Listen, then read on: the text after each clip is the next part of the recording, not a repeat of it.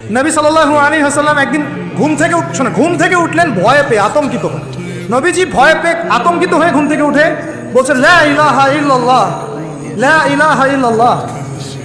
তার স্ত্রী পাশে যিনি শুয়ে আছেন তিনি বলছেন নবী সাল্লাল্লাহু আলাইহি ওয়াসাল্লাম বলছেন, ওয়াইলুল লিল আরব, ওয়াইলুল লিল আরব মিন শাররি কাদ ইকতারাব। আরব জাতির জন্য ধ্বংস, আরব জাতির জন্য ধ্বংস।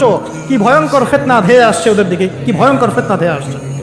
এবং তিনি হাতের ইশারা করে দেখালেন এইভাবে যে আজকে, নবীজি বলছেন 1400 বছর আগের কথা, 1445 বছর আগের কথা, 1445 বছর আগে নবীজি বলেছেন, আজকে ওই সময় আজকে ইয়াজুজ আর মাজুজের যে দেয়ালের কথা মনে আছে? জুলকারনাইনের সময় এই দেয়াল এতটুকু পরিমাণ খুলে দেয়া হয়েছে। আনুহলিক ওয়াফিনা সলিহিন, আনুহলিক ওয়াফিনা সলিহিন ইয়া রাসূলুল্লাহ। আমাদের মধ্যে ভালো মানুষরা থাকা সত্ত্বেও কি আমরা ধ্বংস হয়ে যাব? আপনি যে বলছেন ওয়াইলুল লিল আরব, আরবদের জন্য ধ্বংস, নবীজি বলছেন নাম হ্যাঁ ধ্বংস হয়ে যাবে।